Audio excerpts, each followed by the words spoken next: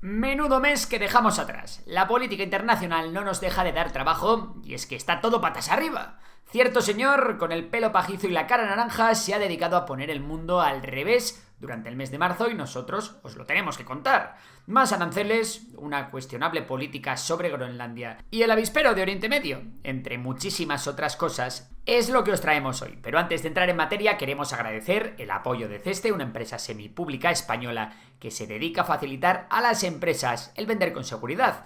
Ceste ofrece información y financiación especialmente en el ámbito de la internacionalización, así como una amplia gama de soluciones que incluyen seguros de crédito, caución, coberturas y factoring. Pero lo que más te puede interesar es que en Ceste cuentan con un equipo de analistas expertos en riesgo país que semanalmente publican resúmenes con las principales noticias internacionales. Si queréis estar al tanto de lo que ocurre en el mundo desde una perspectiva empresarial y de riesgo, no dudéis en seguirles. Son unos auténticos cracks. Os dejamos el enlace en la descripción. Y ahora sí, vamos con el resumen mensual.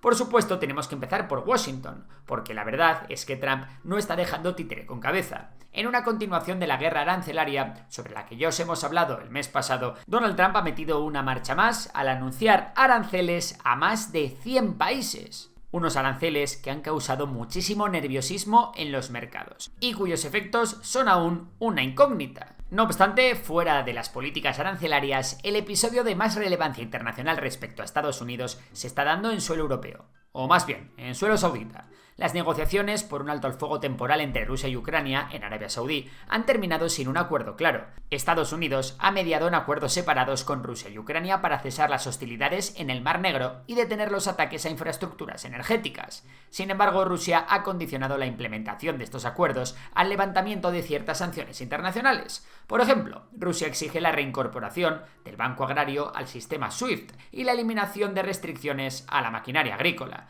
Por otro lado, Ucrania ha negado cualquier vinculación entre el cese de hostilidades y el alivio de sanciones, mostrando su disposición a un alto al fuego de 30 días si Rusia lo respeta. Además, Estados Unidos presentó a Ucrania un nuevo acuerdo sobre minerales, proponiendo el control estadounidense sobre recursos y energía sin ofrecer garantías de seguridad, lo que ha generado rechazo en Kiev por considerarlo desventajoso y arriesgado. Y cuando las barbas de tu vecino veas cortar, pon las tuyas a remojar, fruto de la inestabilidad política que genera la invasión rusa y la pérdida de confianza en el mayor aliado europeo. Desde 1945, la presidenta de la Comisión Europea, Ursula von der Leyen, ha anunciado a principios de mes el plan de inversión en defensa de la Unión Europea, con una inversión de 800.000 millones de euros. Este plan busca fortalecer la capacidad militar de Europa y podría implicar la flexibilización de las normas fiscales sobre deuda pública para facilitar un mayor gasto en defensa por parte de los Estados miembros. Más cosas importantes en Europa. Durante este mes, el nuevo enfermo de Europa, Alemania, aprobó modificar la Constitución para permitir el mayor esfuerzo fiscal en Alemania desde la posguerra. El plan incluye un fondo especial de 500.000 millones de euros financiado con deuda para infraestructuras durante 12 años, gasto ilimitado en defensa superior al 1% del PIB y mayor flexibilidad para las regiones. Además, se destinarán 100.000 millones al Fondo de Transición Climática. Y entre Asia y Europa tenemos a Turquía, donde se ha liado tras la detención e inhabilitación de Ekrem İmamoğlu, alcalde de Estambul y líder opositor acusado de corrupción y vínculos terroristas. Esto ha desatado protestas masivas en todo el país, especialmente en Estambul, donde ha habido muchísimos detenidos. A pesar del encarcelamiento, el Partido Republicano del Pueblo, el CHP, mantiene a İmamoğlu como su candidato presidencial, y la población cuestiona el cada vez más autoritario gobierno de Erdogan. Todo esto, por cierto, ha provocado distorsiones en la economía, afectando negativamente a la cotización de la lira y al mercado de valores. Y de Turquía nos vamos a Oriente Medio, porque ya sabéis que siempre pasan cosas por allí, y pocas veces buenas. Tristemente, el 18 de marzo, Israel reanudó los bombardeos sobre Gaza, poniendo fin a una tregua de 2 meses. Según las autoridades palestinas, el conflicto ha causado más de 50.000 muertes en 18 meses. Netanyahu afirmó que las negociaciones solo tendrán lugar bajo el fuego, lo que provocó manifestaciones en Israel exigiendo priorizar el regreso de rehenes sobre la derrota de Hamás. Durante este mes también hemos vivido un duro golpe a la milicia hutí, y es que el grupo chiita amenazó con reanudar los ataques en el Mar Rojo como respuesta al bloqueo israelí de Gaza.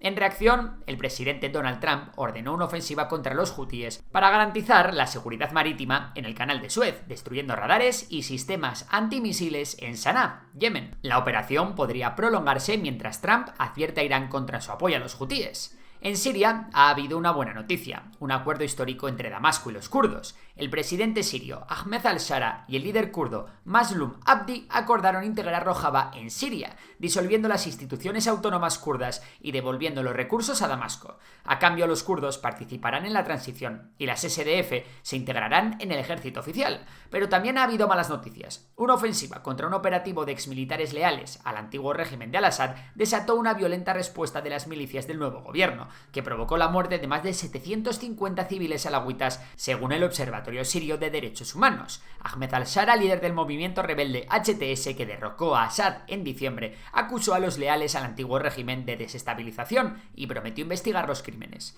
Y del levante mediterráneo vamos a cruzar el Sinaí y subir por el Nilo para llegar a Sudán. Y es que el conflicto sudanés regresa a la capital, donde las Fuerzas Armadas de Sudán recuperaron el Palacio Presidencial de manos de las Fuerzas de Apoyo Rápido, las RSF.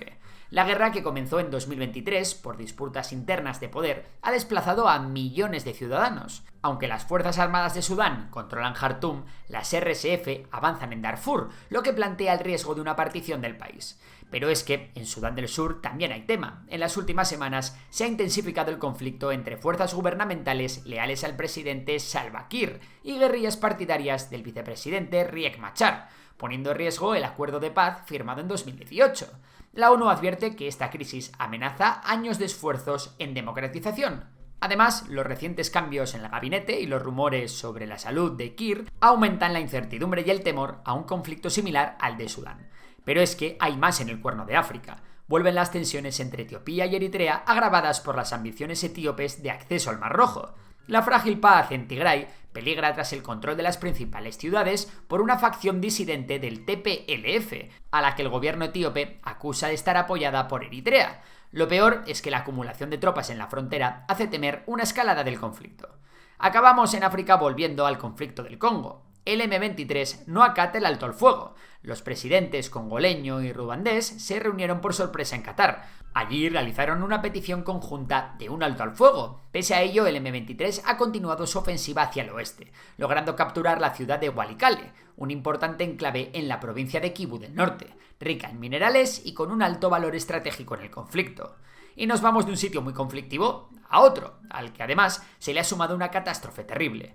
Myanmar, tras 4 años de guerra civil, sufrió el 28 de marzo un terremoto de 7,7 grados en la escala Richter que dejó más de 1000 muertos y devastó miles de hogares, afectando también a Tailandia, con 17 víctimas a fecha de edición de este vídeo. La crisis se agrava por el colapso de infraestructuras debido al conflicto tras el golpe militar de 2021, lo que dificulta el rescate. La ONU alerta de una emergencia humanitaria que ya afectaba a casi 20 millones de personas antes del seísmo. La junta militar, liderada por Min Aung Hlaing, pidió ayuda internacional por primera vez, aunque 2 días después lanzó ataques aéreos en el estado de Karen, lo que fue criticado por organizaciones humanitarias.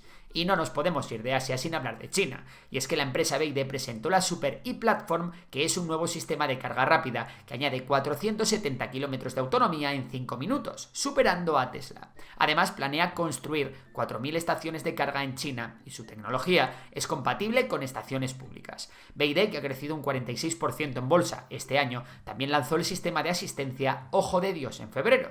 Mientras tanto, Tesla se enfrenta a problemas financieros y de ventas en Europa, especialmente por los vínculos entre Donald Trump y Elon Musk, aunque el liderazgo de BYD podría verse afectado por barreras comerciales y por preocupaciones de seguridad nacional de terceros países. Y por supuesto nos queda Latinoamérica, que hoy se nos ha quedado para el final. El oficialismo argentino ha logrado la mayoría del Congreso para aprobar un decreto de necesidad y urgencia para sacar adelante un acuerdo con el FMI.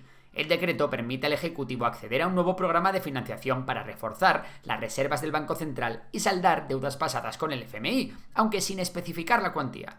La oposición peronista y de izquierdas criticó la falta de transparencia y el uso del decreto en lugar de utilizar un proyecto de ley que requiere la aprobación de las 2 cámaras y no solo del Congreso. Durante la votación, miles de personas se han lanzado a protestar, especialmente los jubilados, uno de los grupos más afectados por las políticas de ajuste de Milei.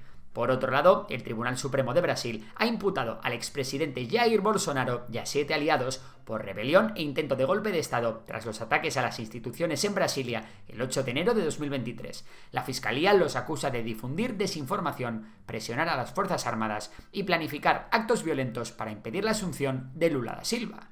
Y esto es todo, amigos. Nos vemos a finales de abril con otro nuevo resumen.